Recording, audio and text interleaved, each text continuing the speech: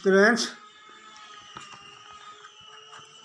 today we are starting our science lesson for class 3 FA2 2021. For class 3, use your book, must see, and your lesson number 4, birds behavior.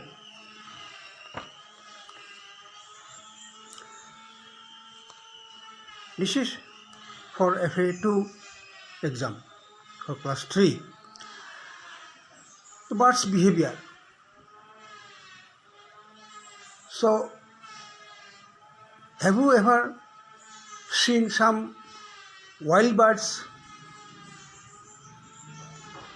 Wild birds generally do not come to the locality of the human.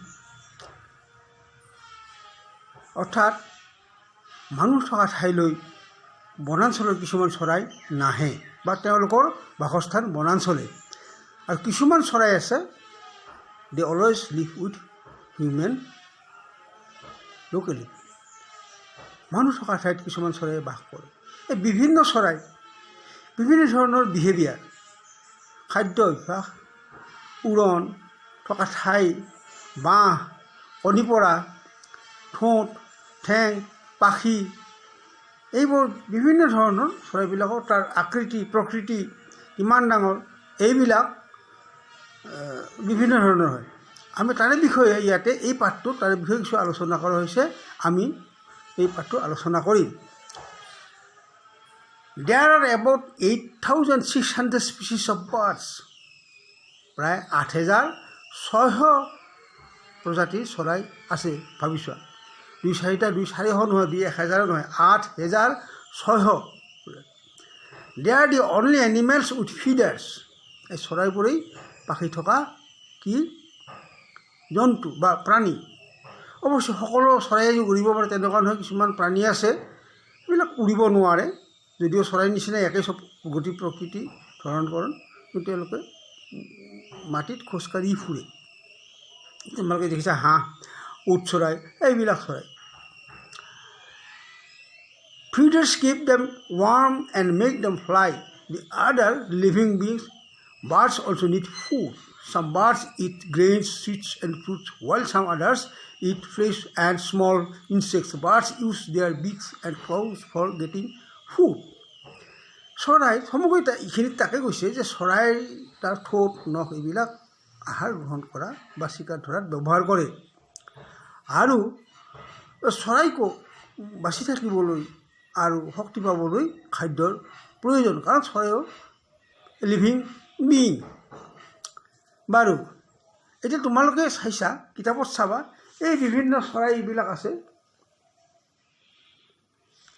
বিভিন্ন চৰাই ঠোঁটবিলাক দেখিছা কেনেকুৱা কিছুমান ডাঙৰ কিছুমান দেখাতে গম পোৱা যায় অলপ কি ধৰণৰ তোমাৰ পাতল কিছুমানৰ ঠোঁটটো দীঘল কিছুমানৰ চুটি কিছুমানৰ দাঁত চেপেটা নানা ধৰণৰ চ' বাৰ্ডছ বিক বুলি কয় ঠোঁট চৰাইৰ ঠোঁট ষ্ট্ৰং এণ্ড হুক বিক যেনে ইগলৰ তোমালোকে ইগল তাৰ যিটো ঠোঁট সেইটো কি ষ্ট্ৰং আৰু হুক বেকা ধৰণৰ তাৰপিছত আউল আছে তাৰপিছত ভালচাৰ আছে ভালচাৰ তোমালোকে নিশ্চয় দেখিছা আউল নিশ্চয় দেখিছা ইগল হয়তো নেদেখিব পাৰা হঠাৎ দেখা পোৱা এইটো চৰাই নহয় আমাৰ ইফালে অলপ কম আছে ষ্ট্ৰং চিজল শ্বেপ বিক This type of beak is found in the birds that drill the wood or crack the nuts. গছত খোৰোং তৈয়াৰ কৰা আৰু বাদামৰ নিচিনা টান ফল ভঙাত এই তেওঁলোকৰ এই ঠোঁট ব্যৱহৃত হয় সেইবোৰ কি যে birds like hoop and woodpecker use their beaks to drill the wood to make their home or in search of insects in the tree trunk.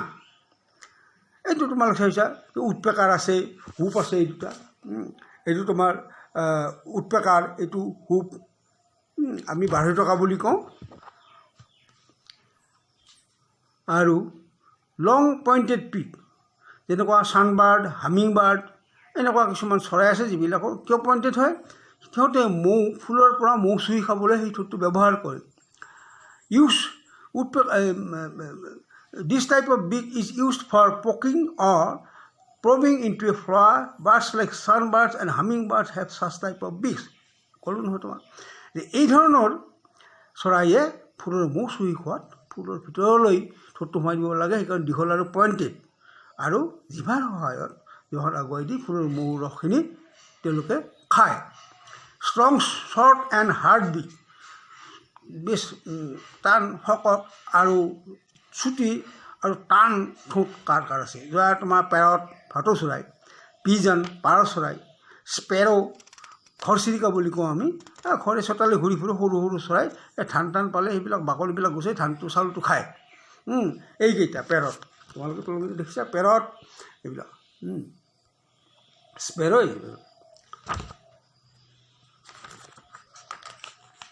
তাৰপিছত আহিল তোমালোকৰ এতিয়া পানীত সাধাৰণতে চৰি ফুৰা, পানীত তেওঁলোকে খাদ্য বিচাৰি ফুৰে, তেনেকুৱা ব্ৰড ছফ্ট এণ্ড ফ্লেট বিক হাঁহ দেখিছে তোমালোকে, চোৱান, গুজ, ডাক, তাৰপিছত স্পুনবিল, এইবিলাক চব হাঁহজাতীয় পানীতবিলাকে কি কৰে তোমাৰ পানীত ঘূৰি ফুৰে আৰু পানীৰ পৰাই খাদ্য সংগ্ৰহ কৰে, মাছ আন আন পানীত থকা পতংগ কীট এনেকুৱা ধৰণৰ।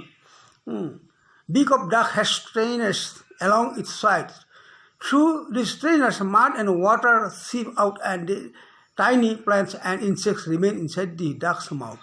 সৰু সৰু হাঁহৰ ঠোঁটটো চেকনিৰ নিচিনা, তেওঁলোকে মাটি পানী আৰু বোকা এইবিলাক বেলেগ কৰে বা পানীখিনি বেলেগ কৰি দিয়ে, আৰু সেই পানীত থকা সৰু সৰু পোক আৰু সৰু সৰু প্লেণ্ট, মানে সৰু সৰু উদ্ভিদ এইবিলাক পানীত গজে, সেইবিলাক তেওঁলোকে খায়।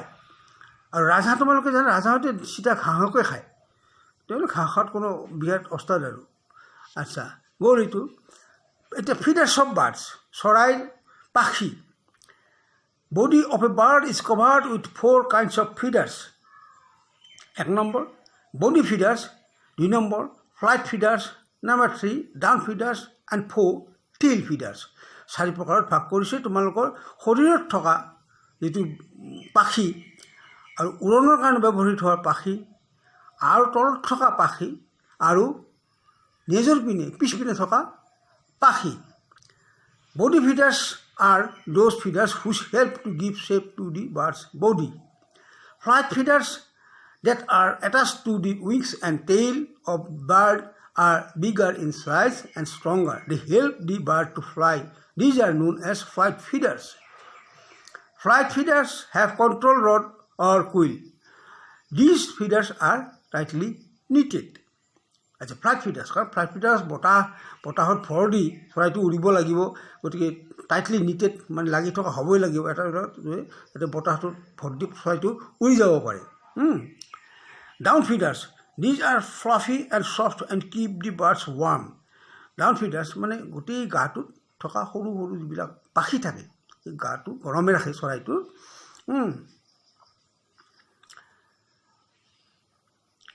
Tail feeders, birds uses its tail feeders for steering and braking. Some male birds have long or brightly colored tail feeders. They use them to attract females. কিছুমান মতা চৰাই দীঘলীয়া টেইল ফিডাৰ্ছ থাকে, এইটো কৈছে ইয়াত আছে যে they use the such type of feeders to attract the females. বাকী যিবিলাক চৰাই এইবিলাক আকৰ্ষণ কৰাৰ কাৰণে এনেকুৱা ফিডাৰবিলাক তেওঁলোকে কিমান, তোমালোকে কেতিয়াবা টিভি বা ঘৰতো দেখিছা নচুৱাই দিয়ে, এইটো তেওঁলোকে সেই ফিমেলটোক আকৰ্ষণ কৰাৰ কাৰণে এইটো কৰে। Birds fly with the help of wings, পাখি দুখনৰ সহায়ত চৰাই উৰে, জানা তোমালোকে। আৰু পিছফালৰ যিটো তোমাৰ পাখি থাকে, সেইখনেদি তোমাৰ কি চৰাইটো ওপৰত উঠি যোৱাত, তলত নামি অহাত, সোঁফালে যোৱা বাওঁফালে যোৱা, এইবিলাকত এই পিছপিনৰ যিখন মানে তোমাৰ পাখি থাকে, এইটো পাখি, এই পাখিবিলাক, এই পিছপিনৰ এই পাখিবিলাক, এইবিলাক লোকে ব্যৱহাৰ কৰে।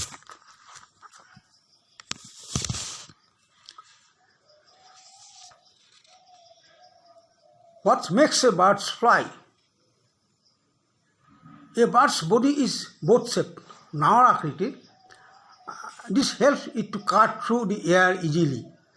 ইটোৱে বতাহত ভিতৰলৈ বতাহখিনি কাটি যোৱাত, বতাহখিনি ভিতৰলৈ সোমাই যোৱাত বতাহৰ মাজেৰে যোৱাত ই সহায় কৰে। নাওৰ নিচিনা চৰাই এইটো, গাটো ডাঙৰ, ঠোঁটৰ পিনে সৰু আৰু পিছফালে নেজৰ পিনে সৰু। This makes its body very light and suitable for flying. A bird has wings instead of arms. আচ্ছা, flying differently, বিভিন্ন ধৰণৰ উৰণ।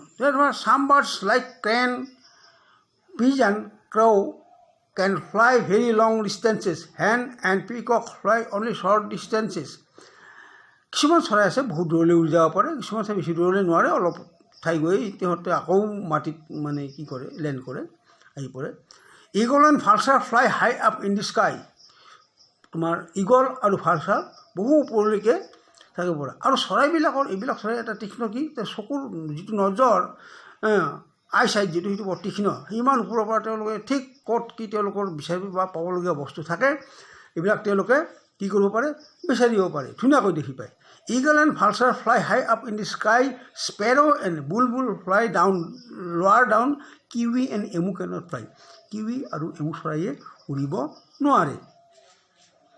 চৰি, বৰ গৰম দেই।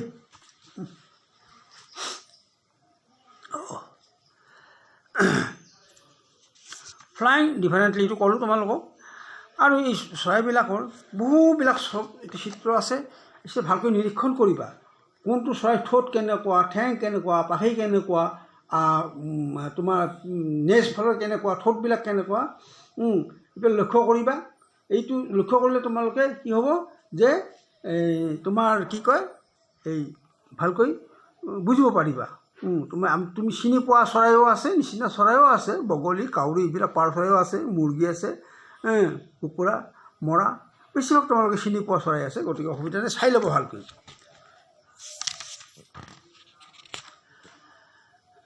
ইয়াতে চাবা কাৰ কেনেকুৱা, পইণ্টেড বিক, ক্ল, এইবিলাক।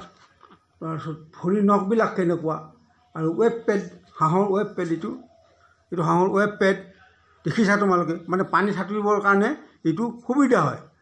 এনেকুৱা কিছুমান চৰাই যিবিলাক পানীত বিচৰণ কৰে, খাদ্য বিচাৰি ফুৰে, তেওঁলোকৰ ওলায়। কিছুমান আছে পানীত খাদ্য বিচাৰি ফুৰা চৰাই, ঠেংবিলাক বৰ দীঘল, যাতে সহজে তেওঁলোকে পানীত খোজকাঢ়ি ফুৰিব পাৰে, এনেকুৱা আৰু। চৰাইয়ে তেওঁলোকৰ এটা নিয়ম কি, they can only make their nest when they are to lay eggs. কণী দিয়াৰ সময়তহে তেওঁলোকক, বা পোৱালি জগাৰ সময়ত তেওঁলোকক কি লাগে, বাঁহৰ দৰকাৰ। অৱশ্যে মানুহত বাদে আন কোনো প্ৰাণী তেনেকুৱা চিৰস্থায়ী বাসস্থান, মানে ঘৰ নাথাকে বা বাঁহ নাথাকে। কেৱল মানুহেহে চিৰস্থায়ী ঘৰ সাজি লয়। মানুহ আটাইতকৈ চতুৰ আৰু বুদ্ধিমান প্ৰাণী পৃথিৱীৰ ভিতৰত। গতিকে বাকীবিলাক প্ৰাণীয়ে যিয়ে য'ত যেনেকৈ নাথাকক কিয়, সি তেনেধৰণে সেই বাসস্থানতেই পোৱালি যোগাবলৈ বা কণী দিবলৈ নিজৰ পৰিৱেশটো তৈয়াৰ কৰি লয়। তাকে আমি চৰাইবিলাকৰ বাঁহ বুলি কওঁ। এই চৰাইবিলাকে বিভিন্ন ধৰণৰ বাঁহ, they can make different, birds can make different types of kinds of nest. তোমালোকে দেখিবা, জানিবাও এনেকুৱা এইবিলাক বিভিন্ন ধৰণৰ কেনেকুৱা বাঁহ আছে। that different birds make different kinds of nest for laying eggs or to bring and brought up their newborn babies.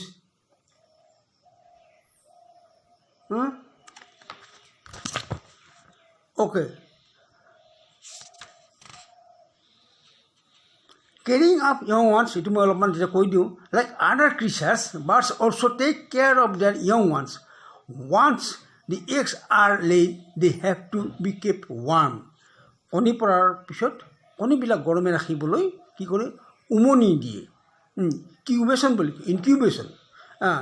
The males or female, one of them always incubate the egg so that it remains warm.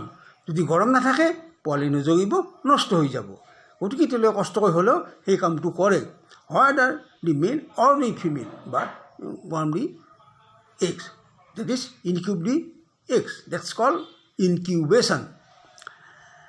This is mostly done by the mother bird who sits on the eggs most of the time. এটা কৈছে যে the mother birds wants the eggs in most of the time. The baby bird keeps growing inside the egg and uses the yolk as its food. Baby যিটো bird তোমাৰ কণীৰ ভিতৰত উপজীৱ হ'ব সেইটোৱে কি কৰে yolk যিটো the yellow type portion of the egg, the baby bird used it as his food. খাদ্য হিচাপে ব্যৱহাৰ কৰে নহ'লে খাদ্য ক'ত পাব আৰু বাকী যিটো তোমাৰ বিজুল বা বাহিৰত যিটো অংশ থাকে সেইটোৰ পৰাই মানে পোৱালিটোৰ সৃষ্টি হয় চৰাইটোৰ সৃষ্টি হয় এইটোৱে তাৰপিছত পোৱালি জগি ওলালে মাকে বিভিন্ন ধৰণৰ সৰু সৰু কীট পতংগলৈ খাব পৰা আনি খুৱায় যাৰ যেনেকুৱা আহাৰ যি চৰাই মাংসাহাৰী চৰাই আছে তোমাৰ ভেজিটেৰিয়ান আছে some birds take cereals, some say small insects, and some flesh. They like eagle vulture. They take huge type of mass of flesh, etc., etc. So you go through the lesson very carefully, very interesting. You will find here so many types of birds, their habitats, their food behavior, all and everything. Okay. So I shall give you the question and answers on your mobile later on. Now you go through the lesson very minutely. So easy. Don't worry. Any difficulty, you just message us. We will try to console your query. Okay. Thank you very much. Thank you.